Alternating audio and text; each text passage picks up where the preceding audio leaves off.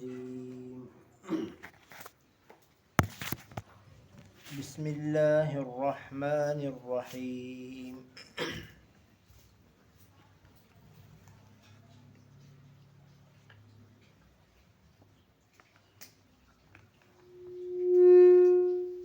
وزين لهم الشيطان أعمالهم فصدهم عن السبيل فهم لا يهتدون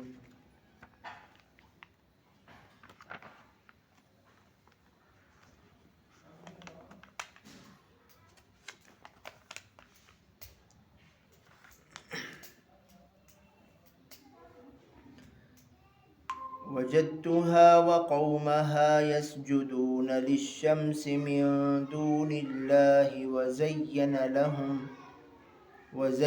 لهم الشيطان أعمالهم فصدهم عن السبيل فهم لا يهتدون صدق الله العظيم.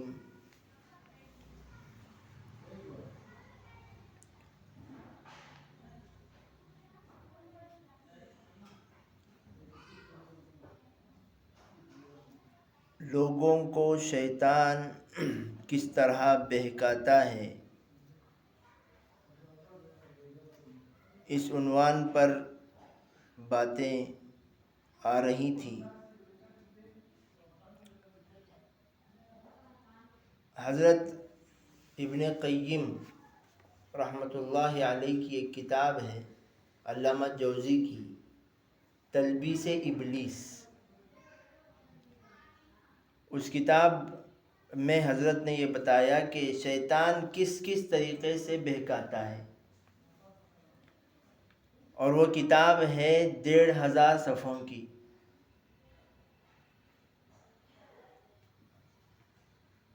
مشہور ہے کہ جتنے لوگوں کے سانس ہیں اتنے جال ان شیطان کے پاس ہیں،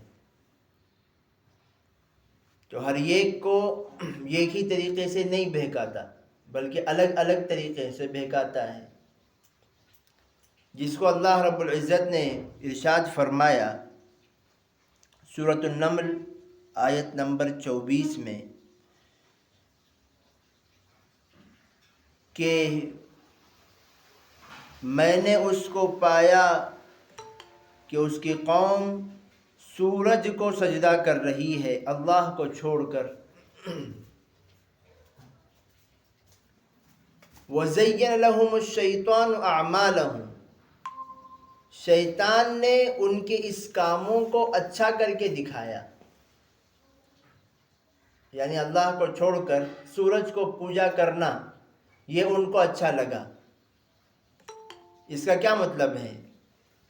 مطلب یہ ہے کہ جو بھی برا کام ہوتا ہے، کوئی بھی شخص برے کام کو برا جان کر نہیں کرتا۔ چوری برا کام ہے، یہ غلط کام ہے، پھر بھی کر رہا ہے، کوئی نہ کوئی ایک وجہ اس کے پاس ضرور ہوگی۔ وہ کہے گا بھئی ہر ایک آدمی کماتا ہے، میں بھی کماتا ہوں، یہ میری محنت ہے۔ اگر کوئی جھوٹ بول رہا ہے، جھوٹ بولنے والا اپنے کام کو صحیح کہے گا کہ اگر وہاں آپ سچ کہو گے تو آپ پھنس جاؤ گے۔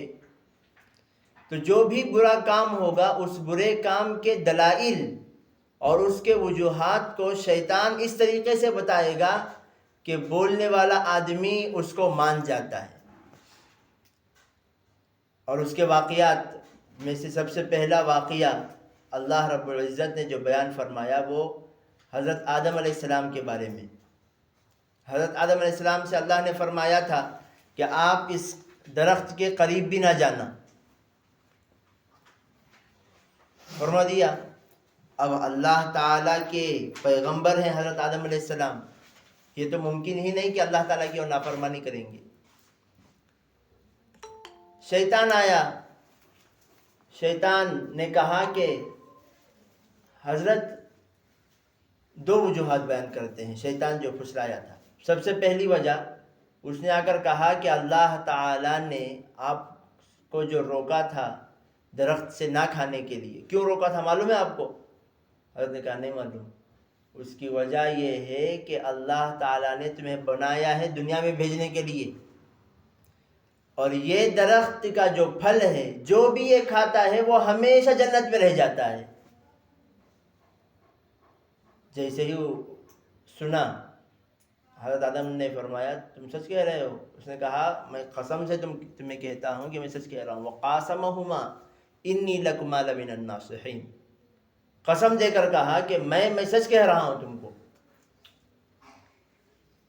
پھر بعض مفسرین کہتے ہیں پھر اس نے کہا کہ اللہ نے تمہیں جو روکا تھا، روکتے وقت سامنے ایک درخت تھا، دکھا کر کہا تھا لا تقربا هذه الشجرہ، اس درخت کے قریب نہ جاؤ، ہاں دکھا کر کہا تھا اس درخت سے مت کھاؤ، ویسا ایک اور درخت ہے وہاں سے کھا سکتے ہو تم۔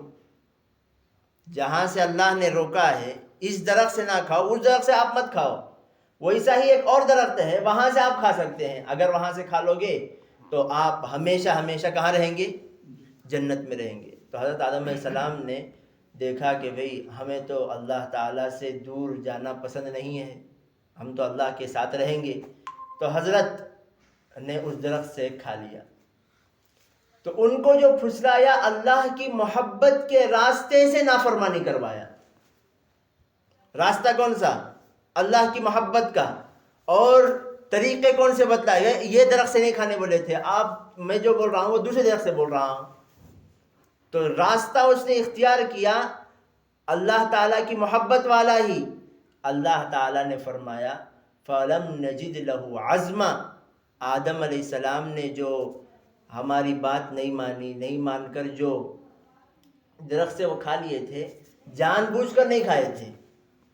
ہم نے دیکھا ان کے دل کو، انہوں نے جو کھایا تھا ہماری بات کو توڑنے کے لیے نہیں، ہم سے اور قریب ہونے کے لیے وہ کھائے تھے۔ پھر دوسری ایک بات، تیسری بات کہتے ہیں اللہ تعالیٰ نے جو تمہیں روکا تھا وہ اس وقت روکا تھا جب آپ پیدا کیے گئے تھے، نئے نئے تم بچے تھے، گویا کہ ابھی تمہارا نظام ہضم کا صحیح نہیں ہوا تھا، اب تو آپ طاقتور بن گئے ہو۔ اس وقت روکا تھا کیونکہ یہ بہت زیادہ پاورفل طاقتور غذا ہے۔ جیسے کوئی بیمار آدمی کو آپ اگر بریانی کھلائیں گے تو پھر اس کو ہضم نہیں ہوگا۔ بیمار آدمی کو اگر آپ کھجور، اخروٹ، بادام کھلائیں گے تو اس کا معدہ اس کو قبول نہیں کرے گا۔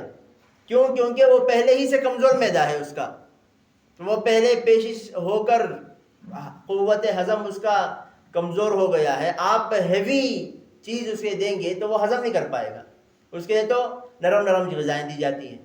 حضرت آدم علیہ السلام نے اس نے کہا کہ آپ سے اللہ نے جب کہا تھا تو آپ کا معدہ کمزور تھا، اب آپ ماشاءاللہ جوان ہو گئے ہیں، بڑی طاقتور ہو گئے ہیں، طاقت آپ کو آ گئی ہے، آپ اب کھا سکتے ہیں۔ تو یہ طریقے شیطان کے ہیں، اسی لیے قرآن پاک کے پڑھنے سے، شروع کرنے سے بھی پہلے اللہ تعالیٰ نے فرمایا فَإِذَا قَرَأْتَ الْقُرْآنَ فَاسْتَعِذْ بِاللَّهِ مِنَ الشَّيْطَانِ الرَّجِيمِ، شیطان رجیم سے اللہ تعالیٰ کی پناہ مانگو۔ اگر کوئی یوں کہے کہ بھئی میں اپنی طرف سے بچ جاؤں گا، مجھے معلوم شیطان کیسا کیسا بہکائے گا، میں نے وہ کتاب 1500 صفحوں کی جو تلبیس ابلیس ہے میں نے پوری پڑھ لی ہے، اب مجھے معلوم شیطان کیسا بہکائے گا، جیسے حضرت نے کہا اسی میں تلبیس ابلیس میں جو صوفی ہیں، اللہ والے جو بنتے ہیں، ان کے پاس شیطان کیسا آتا ہے۔ شیطان اگر کہتا ہے کہ بھئی اللہ والوں کا تو لباس پھٹا پرانا رہتا ہے، سادہ سیدھا لباس رہتا ہے، تم تو اچھا لباس پہنتے ہو، یہ لباس پہنے تو پھر تم اللہ والے نہیں کہلا جاؤ گے۔ اگر اللہ والا تمہیں لوگ بولنا ہے تو تم پر ضروری ہے کہ تم پھٹے پرانے کپڑے پہنو۔ تو اس کے لیے جب بندہ وہ پھٹے پرانے کپڑے پہنے گا تو اس شخص کو جب تک وہ کپڑے پہنے گا اس وقت تک گناہوں سے ہوگا۔ کیوں؟ کیونکہ باوجود اچھے کپڑے میسر ہونے کے، حضرت نبی پاک علیہ السلام کے پاس ایک صحابی آئے، پرانے کپڑے پہنے ہوئے تھے، ان سے حضور نے پوچھا کہ بھائی تمہارے پاس کچھ مال ہے؟ انہوں نے پوچھا حضور کون سا، کس مال کے بارے میں پوچھ رہے ہیں؟ پوچھا کیا ہے تمہارے پاس؟ صحابی نے کہا میرے پاس ہر قسم کا مال ہے، جانور ہیں، بکریاں ہیں، اونٹنیاں ہیں اور زمین ہے، باغات ہے، ہر قسم کا مال ہے۔ تو پھر حضور پاک علیہ السلام نے فرمایا اذن فاللہ یحب ان یرا اثر نعمتہ علی عبدہ، اللہ تعالیٰ پسند کرتے ہیں کہ اپنی نعمت کے آثار بندے پر نظر آئیں۔ تو اچھے کپڑے پہننا یہ بری بات نہیں، کپڑا پہن کر اپنے آپ کو بڑا سمجھنا یہ بری بات ہے۔ کپڑا پہن کر اوروں کو دکھانے کے لیے کپڑا پہننا، میں اوروں میں الگ ممتاز نظر آؤں، یہ بری بات ہے۔ ورنہ فی نفسی ہی اچھے کپڑے پہننا تو یہ محبوب ہے۔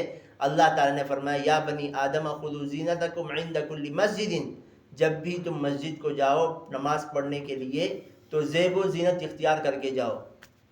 جو گھر میں پہنتے ہیں اور کام کرتے وقت جو کپڑے پہنتے ہیں وہ کپڑے میں نہ جاؤ، یعنی گندے کپڑے میں نہ جاؤ بلکہ اچھے کپڑے پہن کر جاؤ۔ اور ایک اور جگہ اللہ رب العزت نے تلک الرسل میں آیت نمبر 260 پر 8 تلک الرسل میں اللہ رب العزت فرماتے ہیں الشیطان یعدکم الفقر ویأمرکم بالفحشاء، شیطان یعدکم الفقر تمہیں ڈراتا ہے غریبی سے، وَيَأْمُرُكُمْ بِالْفَحْشَاءِ اور تمہیں حکم کرتا ہے کہ تم برا کام کرو۔ کس سے ڈراتا ہے؟ غریبی سے ڈراتا ہے۔ وَيَأْمُرُكُمْ بِالْفَحْشَاءِ اور صفحے نہیں ہے اس میں درمیان، وَيَأْمُرُكُمْ بِالْفَحْشَاءِ اور برے کام کا شیطان حکم کرتا ہے۔ کیا بول کر؟ اگر تم صدقہ کرو گے، اگر تم نیک راہوں میں خرچ کرو گے تو تم تنگ دست ہو جاؤ گے، بلکہ تمہیں تو خرچ نہیں کرنا ہے، جھوٹ بول کے اور کمانا ہے، زکوٰۃ کو تمہیں بچانا ہے۔ وَيَأْمُرُكُمْ بِالْفَحْشَاءِ گناہ کا وہ حکم کرتا ہے۔ وَاللَّهُ يَعِدُكُمْ مَغْفِرَةً مِّنْهُ وَفَضْلًا اور اللہ رب العزت وعدہ کرتے ہیں تم سے مغفرتاً مغفرت کا، وفضلا اور رزق کا۔ اللہ تعالیٰ وعدہ کرتے ہیں اگر تم اللہ تعالیٰ کے راستے پر چلو گے تو اللہ تعالیٰ برکت دیں گے۔ لیکن شیطان کے جو اثرات ہوتے ہیں، جو وساوس ہوتے ہیں، وہ وسوسے کمزور ہوتے ہیں، قوی نہیں ہوتے۔ وَإِنَّ كَيْدَ الشَّيْطَانِ كَانَ ضَعِيفًا، سورہ آل عمران میں آیت نمبر 120 میں اللہ رب العزت فرماتے ہیں الذین آمنوا یقاتلون فی سبیل اللہ، جو ایمان والے ہیں وہ اللہ تعالیٰ کے راستے میں جہاد کرتے ہیں۔ والذین کفروا یقاتلون فی سبیل الطاغوت، اور جو کفار ہیں وہ بتوں کے، غیر اللہ کے راستے میں جہاد کرتے ہیں۔ وقاتلوا اولیاء ان کید الشیطان کان ضعیفا، شیطان کا جو مکر ہے وہ کمزور ہوتا ہے۔ حضرت حکیم اختر صاحب فرماتے ہیں دل میں وسوسہ اگر ایک بار آئے، ایک بار کوئی بری بات کا تصور آئے تو وہ شیطان کی طرف سے ہوتا ہے، اگر بار بار دل میں آئے تو وہ نفس کی طرف سے ہوتا ہے۔ کیونکہ شیطان کے بارے میں جہاں حکم ہے تو سیقول میں 30 صفحے میں اللہ تعالیٰ نے فرمایا انما یأمرکم بالسوء والفحشاء، کہ شیطان تمہیں حکم کرتا ہے گناہ کا اور بے حیائی کا۔ یأمرکم فعل ہے، ایک مرتبہ اگر کر دے یأمرکم پر عمل ہو جائے گا، لیکن جہاں نفس کے بارے میں بیان فرمایا وما ابرئ میں سورہ یوسف میں 13ویں پارے میں کی پہلی آیت میں فرمایا وما ابرئ نفسی ان النفس لامارۃ بالسوء، نفس تو برائی کا بہت زیادہ حکم کرنے والا ہے، بہت حکم کرنے والا۔ ایک بار وہ بول کے نہیں چھوڑے گا، شیطان تو بہت بزی رہتا ہے، اسے پوری دنیا کے لوگوں کو بہکانا ہے، وہ یہاں بھی جائے گا اس کے دل میں بات ڈالے گا، وہاں جائے گا اس کے دل میں بات ڈالے گا، فرصت اسے نہیں ہے۔ تو ایک آدمی کے پیچھے نہیں پڑے گا، وہ تمام کے پیچھے جاتے رہے گا، ہر ایک کے پاس ایک بار جا کر وسوسے ڈالتا رہے گا۔ لیکن نفس جب ڈالے گا تو جب تک وہ آدمی گناہ نہیں کر دیتا اس وقت تک کیا کرتا رہے گا؟ وہ وسوسہ ڈالتا رہے گا۔ امارۃ بالسوء، بار بار تقاضا ہوتا رہے گا، بار بار وہ گناہ کے بارے میں اسے کہتا رہے گا گناہ کرنے کے لیے.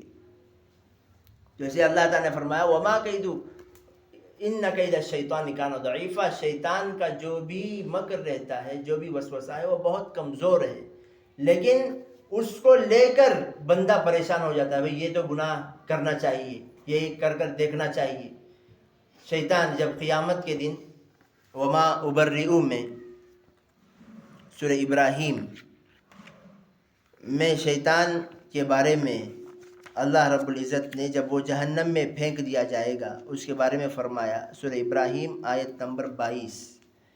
وقال الشیطان لما قضی الامر، شیطان کہے گا جب فیصلہ ہو چکا ہوگا. کس کا فیصلہ؟ جہنم میں جانے کا.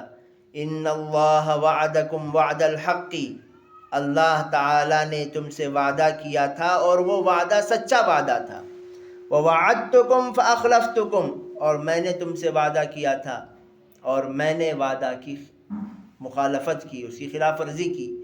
وما کان لی علیکم من سلطان، پھر وہ کہتا ہے جب لوگ اسے کوسیں گے کہ بھئی تجھے کیا ضرورت تھی ہمیں جہنمی بنانے کی، تو جہنم میں گیا تو جاتا، ہمیں کیوں تو نے خواہ مخواہ ہمارے دل میں وسوسے ڈالے. تو وہ کہے گا ما کان لی علیکم من سلطان، میرا تم پر کوئی زور نہیں تھا، میں نے زبردستی کوئی برا کام تم سے نہیں کروایا. الا ان دعوتکم، میں نے بس یہ کام کیا کہ میں نے تمہیں بلایا، دل میں بات ڈالی. فاستجبتم لی، تم نے اس بات کو قبول کر لیا. میں نے صرف بات ڈالی، تم نے دیکھا کہ بھئی یہ بہت اچھی لگ رہی ہے بات، تو تم نے اس کو قبول کر لیا. فلا تلومونی، مجھے تم برا نہ کہو. ولوموا انفسکم، اپنے آپ کو برا کہو، کیونکہ برائی تم نے کی ہے، میں نے صرف ایک مرتبہ تمہیں بات سنائی. ما انا بمصرخکم وما انتم بمصرخی، نہ اب میں تمہیں بچا سکتا ہوں نہ تم مجھے بچا سکتے ہو. انی کفرت بما اشرکتمونی من قبل، میں تمام چیزوں کا انکار کرتا ہوں جن جن چیزوں کو تم نے شرک کیا تھا دنیا میں. ان الظالمین لهم عذاب علیم، یقیناً ظالم کے لیے درد والا عذاب ہے. اب یہ بات معلوم ہو گئی. سب سے پہلی بات یہ کہ شیطان جو وسوسے ڈالتا ہے اس کا کوئی ایک راستہ نہیں ہے، ہر ایک آدمی کو وہ اپنے راستے سے وسوسے میں ڈالے گا. ایک صاحب بولنے لگے کہ خلفائے اربع حضرت ابوبکر، حضرت عمر، حضرت عثمان، حضرت علی رضوان اللہ علیہم، یہ جو خلیفہ بنائے گئے یہ اس وجہ سے کہ یہ چاروں تاجر تھے. حضرت ابوبکر بھی تاجر تھے، عمر بھی تاجر تھے، حضرت عثمان اور علی سب تاجر تھے، اس لیے ان کو خلافت دی گئی. کیوں انہوں نے ایسا کیوں کہا؟ کیونکہ وہ تاجر دماغ کے ہیں. تاجر دماغ کا انسان صحابہ کو دیکھے گا تو ان کو صرف تجارت ہی نظر آئے گی. صحابہ میں کون نظر آئے گے اس کو؟ صرف حضرت عثمان اور حضرت عبد الرحمن بن عوف جو مالدار صحابی ہیں وہی نظر آئیں گے. وہ کہے گا کہ بھئی صحابہ میں مالدار تھے تو تم بھی دنیا کے پیچھے پڑ جاؤ. بھئی صحابہ میں مالدار تھے، وہ کیسے تھے؟ مال کمائے، لیکن مال کی وجہ سے، مال کمانے کے لیے انہوں نے دنیا کو چھوڑا نہیں، وہ بات نہیں کریں گے. وہ صرف یہ کہیں گے وہ بھی کماتے تھے. حضرت عبد الرحمن بن عوف کتنا کماتے تھے، تو کمائی کی صرف بات کرے گا. انبیاء میں جاؤ تو وہ انبیاء میں بھی کمائی کی بات کرے گا. حضرت یوسف علیہ السلام بڑے بادشاہ تھے، حضرت سلیمان بڑے بادشاہ تھے، حضرت داؤد بادشاہ تھے، تو اس کو صرف وہ نظر آئے گی اور وہ بادشاہت ہی کو لے گا، عبادت کو ان کی نہیں لے گا. تو سب سے پہلی بات، شیطان جو گمراہ کرتا ہے وہ اسی کے راستے سے، اس کا جو دماغ ہے، یعنی جس شخص کو گمراہ کرنا ہے اس کے دماغ سے وہ اس کے دل میں وسوسے ڈالے گا. ایک نمبر 2، شیطان جو وسوسہ ڈالتا ہے وہ مضبوط نہیں ہوتا، صرف بات دماغ میں ڈالتا ہے، آدمی اس کو پکڑ لیتا ہے اور اسی کے پیچھے لگ جاتا ہے. اور نمبر 3، شیطان کے وسوسے جب آئیں تو ہم کیا کریں؟ دماغ میں آئیں، کبھی کبھار یہ ہوتا ہے کہ ہمیں خود معلوم نہیں ہوتا کہ یہ شیطان کی طرف سے ہے یا اللہ کی طرف سے، تو کیا کریں؟ تو اللہ رب العزت نے فرمایا وَإِمَّا يَنزَغَنَّكَ مِنَ الشَّيْطَانِ نَزْغٌ، جب بھی تمہیں کوئی بات پہنچے شیطان کی طرف سے، فاستعذ باللہ، تو اللہ تعالی سے تم پناہ مانگو، فوراً اللہ سے پناہ مانگو۔ حضرت ملا علی قاری رحمۃ اللہ علیہ فرماتے ہیں شیطان کی مثال ایسی ہے جیسے گھر کے باہر کتا بندھا ہوا، وہ کوئی باہر سے آدمی آئے تو گھر کے اندر جانے دیتا ہے؟ نہیں دیتا، وہ تو بھونکتے رہتا ہے۔ بھونکنے والے کتے کے لیے اب اسے روکنا ہے تو کیا کریں گے؟ اس کو اگر آپ اس سے بات کریں گے تو وہ خاموش ہوگا؟ وہ کتا وہ خاموش نہیں ہوگا، بلکہ کیا کرے گا؟ وہ تو اور بھونکے گا۔ اس کو خاموش رہنے کے لیے کیا کرنا ہوگا؟ گھر کے مالک سے آپ کہو کہ بھائی آپ کا کتا بھونک رہا ہے، میں آپ سے ملنے کے لیے آنا چاہتا ہوں۔ مالک اس کو اگر خاموش رہنے کے لیے بولے تو وہ خاموش ہو جائے گا، پھر یہ اندر جا سکتا ہے۔ اسی طریقے سے اللہ تعالی تک پہنچنے والے دروازے کے باہر جو ہے وہ شیطان ہے، جو اکبر الکلاب، پورے کتوں میں سب سے بڑا کتا ہے تمام سے۔ جتنا بڑا آدمی ہوتا ہے اس کا کتا اتنا ہی زیادہ بھیانک ہوتا ہے، ہوتا نہیں ہوتا ہے بھیانک چہرے والا، تاکہ آدمی گھر کے اندر جانے سے پہلے ہی اس کتے کو دیکھ کر ڈر جائے، اور اس ڈر کے ساتھ، اس کے رعب کے ساتھ مرعوب ہو کر اس آدمی سے ملنے کے لیے جائے۔ اللہ تعالیٰ سب سے بڑے ہیں تو اس کا کتا بھی سب سے بڑا ہے، جو اتنا بڑا کہ اس کے پاس اگر کوئی بات کرنے کے لیے جائے گا، اس کے اشکالات کو جواب دینے جائے گا تو جواب نہیں دے سکتا، یہ خود گمراہ ہو جائے گا۔ تو شیطان ایک آدمی کے پاس گیا، اس سے جا کر پوچھا کہ بھئی تیرا رب کون ہے؟ اس نے کہا اللہ ہے۔ تیرا خدا ایک ہے یا دو ہے؟ ایک ہے، بالکل واضح ہے۔ شیطان نے کہا اگر میں دو ثابت کر دوں تو اس نے کہا اگر تو دو ثابت کر دے تو پھر میں میری بات کو چھوڑ دوں گا، تیری بات کو لے لوں گا، اور وہ گمراہ ہو گیا۔ پھر دوسرے آدمی کے پاس گیا، اس سے بھی وہی بات پوچھی کہ خدا ایک ہے یا دو ہے؟ انہوں نے کہا ایک ہے۔ پھر شیطان نے کہا اگر میں دو ثابت کر دوں تو انہوں نے ایک لوہے کا ٹکڑا تھا، وہ ٹکڑا اٹھایا، کہا اگر تو دو ثابت کر دے تو تیرا پیٹ چیر دوں گا میں۔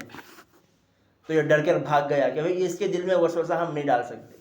تو شیطان کے وسوسوں کو لے کر اس کا جواب بھی نہیں دینا چاہیے، بلکہ کیا کرنا چاہیے؟ حضرت امداد اللہ صاحب مہاجر مکی رحمۃ اللہ علیہ فرماتے ہیں اگر دل میں گناہوں کا خیال آئے تو اللہ تعالیٰ کی طرف متوجہ ہو کر کہنا یا اللہ آپ نے دل کو کتنا بہترین بنایا کہ اس میں آپ کی فرما برداری کی بھی باتیں آ رہی ہیں، نافرمانی کی بھی باتیں آ رہی ہیں۔ کیسا دل یہ ہے؟ یا تو چیز ایسی ہوتی ہے جو اچھے کام کرتی ہے، یا تو چیز ایسی ہوتی ہے جو برے کام کرتی ہے۔ آپ نے دل کو کتنا بہترین بنایا کہ اس کے اندر اچھی بھی باتیں آ رہی ہیں، بری بھی باتیں آ رہی ہیں۔ تو اس بری بات کو ہی اللہ تعالیٰ کی قدرت کو پہچاننے کا ذریعہ بنا لیا اس نے۔ تو شیطان بھاگے گا بھئی یہ کیسا انسان ہے جو میرے وسوسے کو خود اللہ تعالیٰ کی معرفت میں استعمال کر رہا ہے۔ تو اللہ تعالیٰ سے ہی پناہ مانگا جا سکتا ہے۔ اللہ کے علاوہ اگر ہم اپنی طرف سے کتاب پڑھ کر، اپنی طرف سے کوئی بات سمجھ کر، اپنی طرف سے کوئی بیان سن کر راستہ اختیار کرنا چاہیں تو راستہ اختیار نہیں کر سکتے۔ اس لیے ہمیشہ اللہ تعالیٰ سے یہ دعا کرتے رہنا چاہیے کہ یا اللہ آپ ہی ہمیں شیطان کے دھوکوں سے محفوظ رکھ سکتے ہیں، کیونکہ آدمی کو کبھی کبھار یہ محسوس ہوتا ہے کہ اللہ تعالیٰ کی طرف سے ہے، جبکہ وہ شیطان کی بات ہوتی ہے۔ تو اس لیے ہمیشہ جب اللہ تعالیٰ سے ہم دعا مانگیں گے اللہ تعالیٰ ہمیں ضرور اس سے محفوظ رکھیں گے۔ یہ ہو گئی مختصر باتیں شیطان کے وسوسے اور اس کے علاج اور اس سے بچنے کے طریقے کے بارے میں۔ دوسرا ہے مومن کے حق میں دعا۔ اللہ کے نبی صلی اللہ علیہ وسلم کی دعاؤں میں سے ایک دعا ہے، صدق اللہ العظیم، اللہم فأیما مؤمن سببتہ فجعل ذلک لہ قربۃ الیک یوم القیامہ۔ یا اللہ جس مومن کو بھی میں نے برا کہا ہے، سببتہ سببا سبا کے معنی گالی دینا، سبا یا سبو کے معنی سب و شتم کہتے ہیں گالی دینا۔ یہاں اللہ کے نبی علیہ السلام فرماتے ہیں یا اللہ میں نے جس کسی مؤمن کو برا بھلا کہا ہو فجعل ذلک لہ قربۃ الیک یوم القیامہ، اس بات کو آپ قیامت کے دن اپنی قربت کا ذریعہ بنائیے۔ مطلب کیا ہے؟ سب سے پہلی بات یہ ہے کہ نبی پاک صلی اللہ علیہ وسلم کسی کو گالی نہیں دیتے تھے، آپ علیہ السلام کسی کو گالی نہیں دیتے تھے۔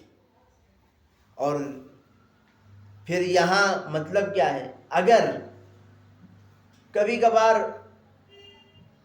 بات کرتے ہوئے کوئی ایسی بات میں نے کہہ دی ہو جس بات کی وجہ سے سامنے والے کے دل کو دکھ پہنچا ہو، ہم نے اس کا مذاق اڑا دیا، کوئی بات ہم نے کہی سامنے والے کو وہ بات پسند نہیں آئی، کیا بھائی ہم نے ایسا بولا لینا، تو اس کے دل کے دکھ کی وجہ سے بولنے والے کو تو کوئی گناہ نہیں ہوگا، کیونکہ اس نے اس کو دکھ پہنچانے کے غرض سے کیا نہیں کیا ہے، یہ بات نہیں کہی ہے، لیکن سامنے والے کے دل کو دکھ پہنچ گیا ہے، تو دعا ہے کہ یا اللہ اس کو جو دکھ پہنچا ہے اس کو آپ بیکار نہ جانے دیجئے، بلکہ اس کو بھی ثواب کا ذریعہ بنائیے۔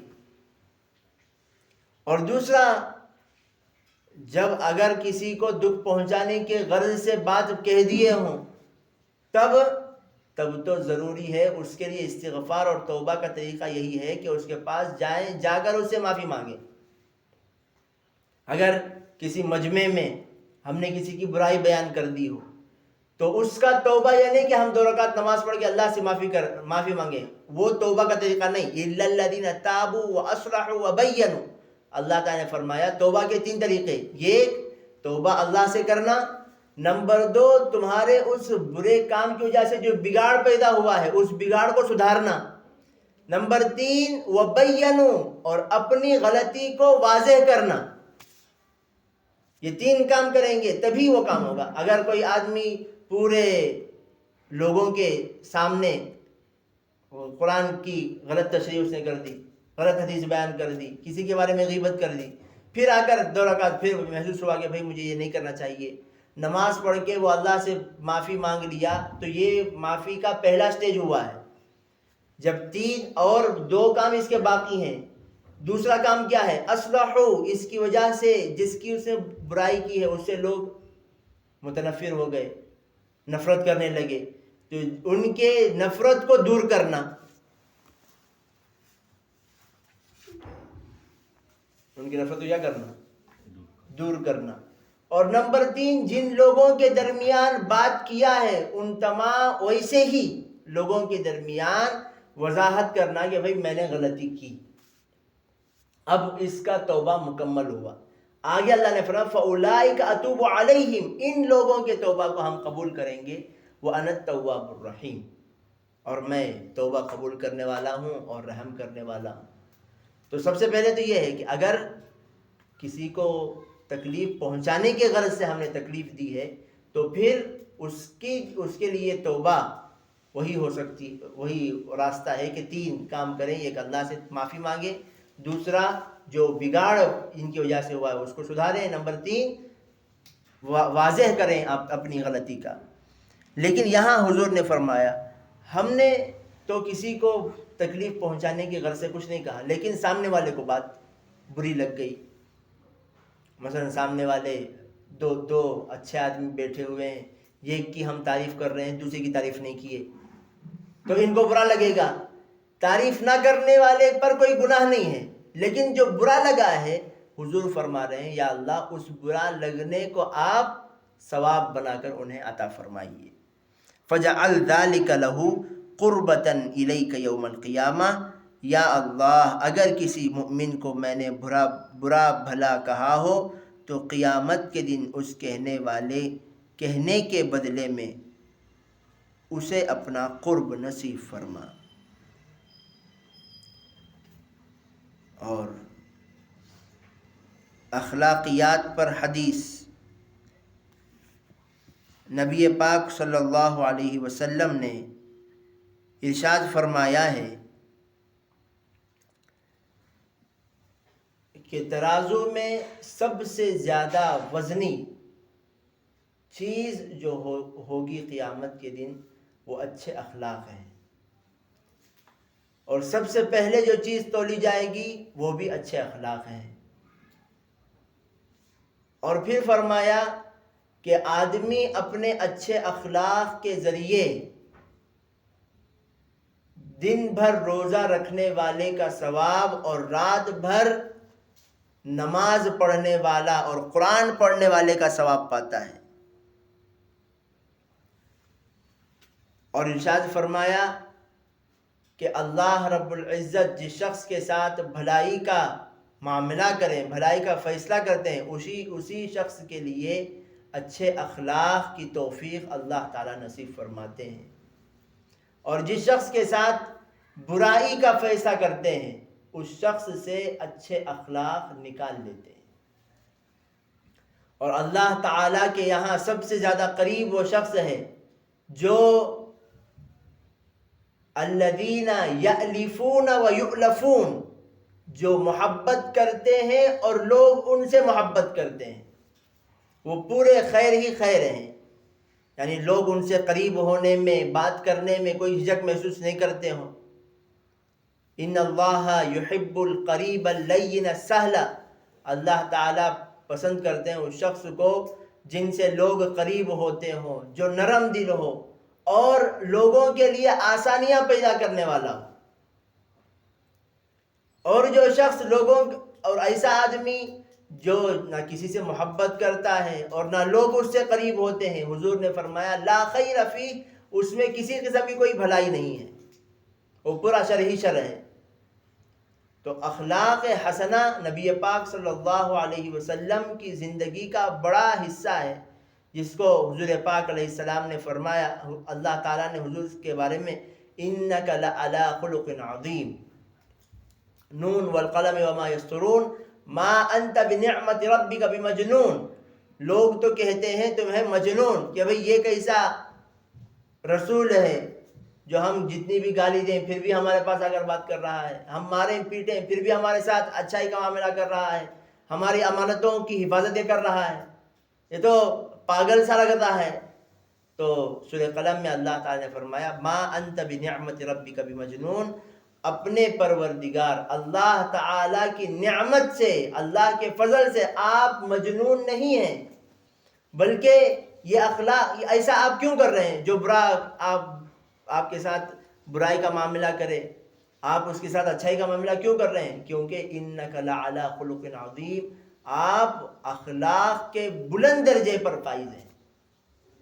اسی وجہ سے اخلاق کا جو خلاصہ حضور پاک علیہ السلام نے فرمایا صل من قطعک، جو آپ سے کٹے آپ جا کر اس سے جڑیے۔ اور یہ حدیث میں فرمایا جو شخص کسی سے بات کو چھوڑ دے، کئی دنوں سے وہ بات نہیں کر رہا ہو، جو سلام کرنے میں پہل کرے وہ تکبر سے بری ہے، اللہ تعالیٰ اس کی مغفرت کر دیتے ہیں، بخش دیتے ہیں۔ صل من قطعک واعف عمن ظلمک، اور جو تمہارے اوپر ظلم کرے، زیادتی کرے، اسے آپ معاف کر دیجئے، بدلہ نہ لیجئے۔ جیسے مکہ مکرمہ میں کتنا نبی پاک علیہ السلام کو ستایا گیا، رات میں آپ فجر کے لیے جہاں سے نکلتے تھے، ابو لہب کی بیوی کانٹے لا کر وہاں ڈال دیتی تھی تاکہ آپ کو چلنے میں دشواری ہو، اور آپ کو ستایا گیا، طائف میں کتنا ستایا گیا۔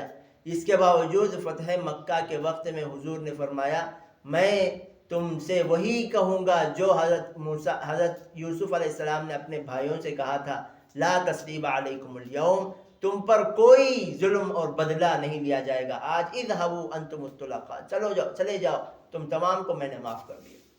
تو واعف عمن ظلمک، دوسرا جو تم پر ظلم کیا ہے اس کو تم معاف کر دو۔ اگر کوئی ہمیں گالی دیا، ہم نے بھی گالی دے دیا، کیا تم نے کون سا بڑا کام کر دیا؟ کمال تو حضور نے فرمایا بہادر وہ شخص نہیں جو میدان میں بہادر کو پچھاڑ دے، وہ بہادر نہیں، بہادر شخص وہ ہے جو غصے کو قابو کر لے. غصہ آئے اس کو سامنے والے پر، وہ بھی ایسا غصہ نہیں بڑا آدمی چھوٹے کو مار رہا ہے، چھوٹے کو غصہ آ رہا، وہ مار بھی نہیں سکتا، کیا بھی نہیں کر سکتا، وہ غصے کو سنبھالنا کوئی کمال نہیں. چھوٹا بچہ بڑے کو کوئی ستائے، اب بڑا چھوٹے کو مار سکتا ہے پھر بھی وہ تحمل کر رہا ہے، برداشت کر رہا ہے، یہ کمال ہے. ایسا نہیں اگر مار دے تو دیکھ رہا ہے اگر میں پلٹ کے اسے ماروں گا تو اس کا گھونسا میں سنبھال نہیں سکتا، اب وہ صبر کر رہا ہے، چلو میں خاموش صبر کر لیتا ہوں. تو یہ کوئی کمال کی بات نہیں ہے. واعف عمن ظلمک واحسن الی من اساء الیک. پھر فرمایا جو تمہارے ساتھ برائی کا معاملہ کرے آپ اس کے ساتھ اچھائی کا معاملہ کرو. الف لام میم سجدہ میں سورہ فصلت میں اللہ رب العزت فرماتے ہیں جو شخص تمہارے ساتھ برائی کا معاملہ کرے اس کے ساتھ اچھائی کا معاملہ کرو. کیا ہوگا؟ تمہارا جو دشمن ہوگا کأنہ ولی حمیم، وہ تمہارا گہرا دوست ہو جائے گا. اچھے اخلاق یہ اللہ کے نبی صلی اللہ علیہ وسلم اور اللہ رب العزت کو بہت پسندیدہ اعمال میں سے ہے. نبی پاک علیہ السلام گھر میں داخل ہوتے ہوئے آپ علیہ السلام کی سنتیں کیا تھیں؟ قرآن پاک میں ہے، یا سورۃ النور میں، یا ایھا الذین آمنوا لا تدخلوا بیوتا غیر بیوتکم، اے ایمان والو اپنے گھر کے علاوہ کسی اور کے گھر میں داخل نہ ہو، حتی تستأنسوا، جب تک کہ تم انہیں بتا نہ دو، وتسلموا علی اہلہا، اور ان کے گھر والوں کو سلام نہ کرو. جب تک تم یہ نہ بتا دو کہ تم کون ہو اور ان کو سلام نہیں کرتے اس وقت تک تم داخل نہ ہو. جب تم نے بتا دیا کہ میں کون ہوں، پھر سلام بھی کہہ لیا، پھر داخل ہونے کی اجازت ہے. نبی پاک علیہ السلام گھر کے اندر تھے، گھر کے باہر سے ایک صحابی دستک دینے لگے. حضور پاک علیہ السلام نے پوچھا کہ بھئی کون ہے؟ صحابی نے کہا انا، میں ہوں. حضور نے کہا من انا کون ہے؟ نام بتاؤ. پھر نام بتایا تو حضور پاک علیہ السلام نے دروازہ کھولا. تو دروازے کے پاس جب کھڑے ہوں تو سب سے پہلے بتانا چاہیے کہ کون آیا ہے. کبھی کبھار زور زور سے ایسا پیٹتے ہیں کہ گھر کے اندر کوئی ڈر جاتا ہے، معلوم نہیں کیا آفت آ گئی ہے، زور سے پیٹتے ہیں.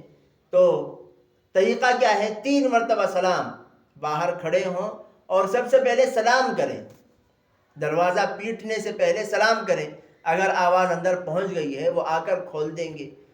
3 مرتبہ سلام کرنے کے بعد پھر اگر آواز اندر تک سلام کی نہیں جاتی ہو تو پھر دروازے کو 1 مرتبہ کھٹکھٹائیں.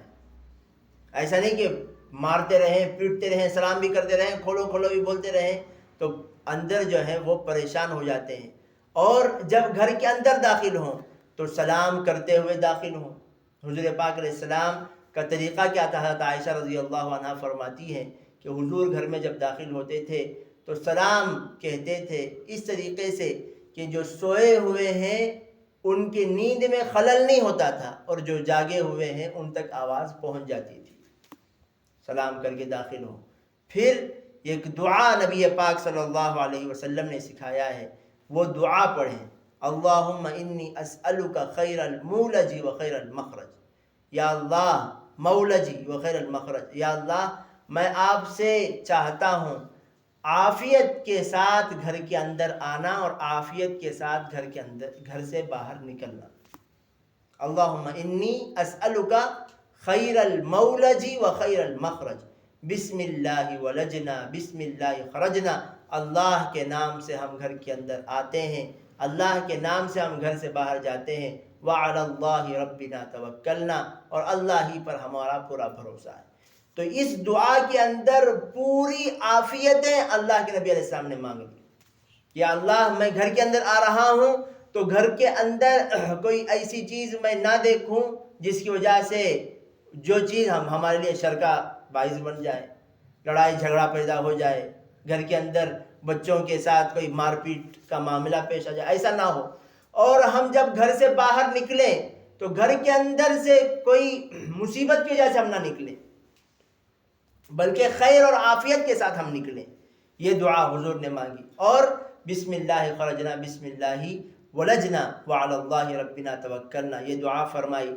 یہ دعا اگر عربی میں یاد کر لیں تو بہت اچھا ہے، نہیں تو اردو میں بھی اللہ تعالیٰ سے دعا کی جا سکتی ہے کہ یا اللہ عافیت کے ساتھ گھر کے اندر آنا، عافیت کے ساتھ گھر سے باہر نکلنا ہمیں نصیب فرمائیے. یہ بول کر بسم اللہ الرحمن الرحیم پڑھ کر باہر نکلیں.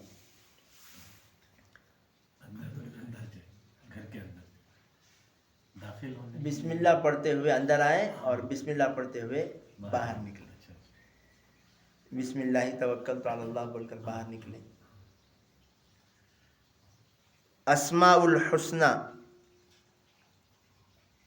هو الله الذي لا إله إلا هو الملك القدوس. هو الله الذي لا إله إلا هو الملك القدوس.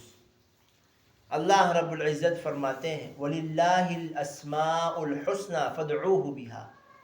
اللہ تعالیٰ کے اچھے نام ہیں، ان ناموں کے ذریعے اللہ کو پکارا کرو. اور ایک اور جگہ فرمایا ادعونی استجب لکم، مجھے پکارو میں تمہارے پکارنے کا جواب دیتا ہوں. یہ فرمایا.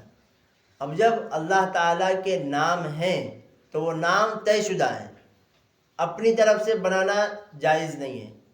اللہ نے فرمایا اللہ کے اچھے نام ہیں تو اسے بنانے کی ضرورت نہیں ہے. اور جو جتنے نام ہیں 99 نام نبی پاک علیہ السلام نے بیان فرمائے ہیں، اور قرآن پاک میں جو اللہ تعالیٰ کی صفات ہیں اتنے ہی نام ہیں، اس کے علاوہ کوئی اور نام بنانا جائز نہیں ہے. اور پھر فرمایا فَادْعُوهُ بِهَا، ان ناموں کے ذریعے تم مجھے پکارو. تو اسے بات معلوم ہوئی جتنے صفات اللہ رب العزت کے ہیں ان صفات کے ذریعے جو بھی پکارے اللہ تعالیٰ کو، وہ صفت اس بندے سے متوجہ ہوتی ہے. لہذا اسی کو رکھ کر بہت سارے علماء نے کتابیں لکھی ہیں اللہ کے ناموں کے اثرات، کس بیماری کے وقت میں، کس مصیبت کے وقت میں کون سے نام سے اللہ کو پکارا جائے. اس کا کیا مطلب ہے؟ اس کا مطلب وہ نام کا ترجمہ دیکھیں. اگر میاں بیوی کے درمیان جھگڑا ہے تو پھر محبت پیدا کرنے کے لیے جو محبت والا لفظ ہے یا ودود، ودود کے معنی محبت کرنے والا، تو یا ودود کا تذکرہ ذکر کرتے رہے زیادہ سے زیادہ. اگر کسی بندے کو غصہ بہت زیادہ ہے، زیادہ غصہ، تو وہ کیا کرے؟ شیخ ابرار الحق صاحب رحمۃ اللہ علیہ فرماتے ہیں وہ 3 اللہ تعالیٰ کے ناموں کا تذکرہ کرے، یا اللہ یا رحمان یا رحیم، یا اللہ یا رحمان یا رحیم. اگر گھر والے تمام کے تمام غصے والے ہیں، میاں بھی غصے والے، بیوی بھی غصے والے، بچے بھی غصے والے، چھوٹا بچہ 1.5 سال کا انہیں بھی غصے والا، سب کے سب غصے والے ہیں، تو کیا کریں؟ حضرت حکیم اختر صاحب نے فرمایا دسترخوان جب بچھاؤ تو دسترخوان بچھانے کے بعد 7 مرتبہ بسم اللہ الرحمن الرحیم، بسم اللہ الرحمن الرحیم 7 مرتبہ پڑھ کر دم کر لو. کس پر؟ دسترخوان پر تمام چیزیں رکھنے کے بعد 7 مرتبہ پڑھ کر دم کرو. ایسے ایک صاحب نے آ کر حضرت سے بتایا کہ حضرت ہمارے گھر کی بوڑھی سے لے کر پیدا شدہ بچے تک سب غصے والے ہیں. تو حضرت نے یہ عمل بتلایا. پھر 1-1.5 مہینے کے بعد وہ آیا اور آ کر کہا کہ الحمدللہ اب تمام کے تمام گھر میں عافیت کے ساتھ، سکون کے ساتھ ہیں. یہاں جو آج جس صفت پر بات کرنی ہے وہ ہے القدوس. قدوس کا ترجمہ عموماً کیا جاتا ہے تمام عیوب سے پاک، تمام عیوب سے پاک. لیکن امام غزالی رحمۃ اللہ علیہ فرماتے ہیں اللہ تعالیٰ کی طرف عیوب کی نسبت کر کے نفی کرنا یہ بھی بے ادبی. جیسے یہ کہنا کہ بھئی بادشاہ چمار نہیں ہے، بادشاہ کیا نہیں ہے؟ چمار نہیں ہے، بادشاہ مزدور نہیں ہے. ایسا کہنا بادشاہ کی بے ادبی ہے، اگرچہ وہ صحیح کہہ رہا ہے لیکن وہ بے ادبی ہے. اسی طریقے سے اللہ تعالیٰ کے بارے میں یوں کہنا اللہ تعالیٰ عیب والے نہیں ہیں، یہ بھی اللہ تعالیٰ کی بے ادبی ہے۔ بلکہ قدوس کا مطلب اور ترجمہ کیا ہے؟ اصل حضرت نے فرمایا اللہ تعالیٰ بندوں کے تصورات سے اوپر ہیں، یعنی بندوں کے دماغ میں رحیم، رحمت کرنے والا، رحم کرنے والے کا جو تصور ہے، سمیع، سننے والا کا مطلب جو ہم نے دماغ میں رکھا ہے، بھئی اللہ تعالیٰ سنتے ہیں کا مطلب کیا ہے؟ بصیر، اللہ تعالیٰ دیکھتے ہیں، اس کا کیا مطلب ہے؟ جو ہمارے دماغ میں، ہمارے دماغ میں موجود چیز سے اللہ بہت بلند ہے۔ یہ ہے کس کا ترجمہ؟ قدوس۔ بندوں کے دماغ میں موجود جو سطح ہے، کمال کا جو درجہ ہے، ان درجوں سے اللہ رب العزت بہت بلند و بالا تر ہیں۔ اور اس جو شخص بیمار ہو، اس بیمار کے لیے کہا گیا کہ وہ یا قدوس یا قدوس یہ کہتا رہے۔ اگر وہ چاہتا ہے کہ لوگوں کی نظروں میں عزت ہو اس کی، تو وہ بھی اس نام کے ذریعے اللہ رب العزت کو پکار سکتا ہے۔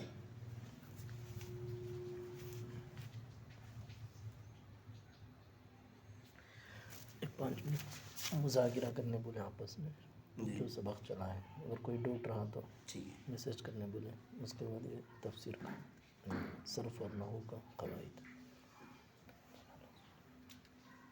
آپس میں جو بھی باتیں ہوئی ہیں اس کے بارے میں مذاکرہ کر لیں انشاءاللہ، اس کے بعد صرف اور نحو کے بارے میں کچھ بات ہوگی۔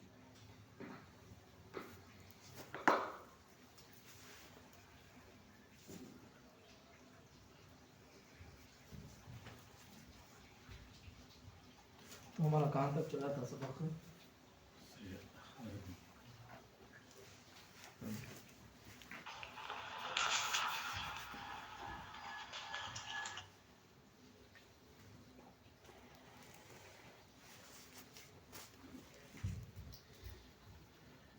جی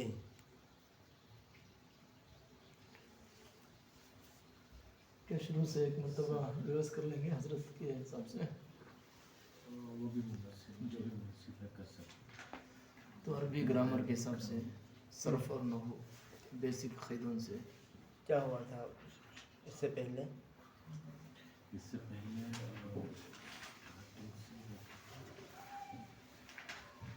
ایک پیش ہوئی اسم فیل حرف فعل حرف وہ بارے میں بات ہوئی۔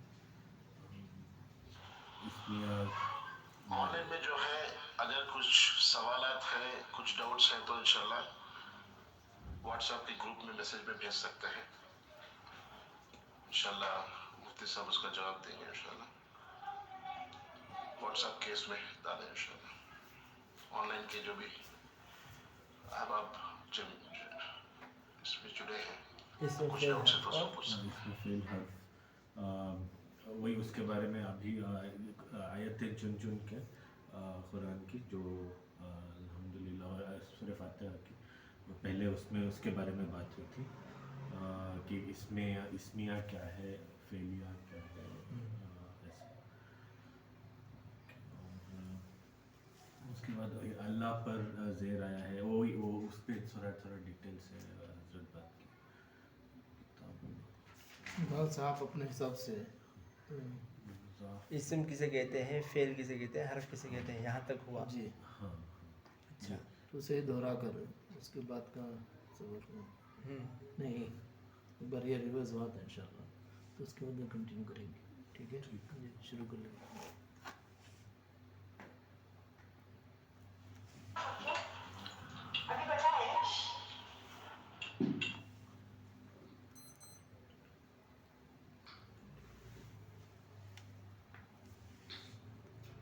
شروع کیا 15 منٹ تک 11 15 منٹ ہے۔ اچھا 15-20 منٹ کر لیں گے انشاءاللہ۔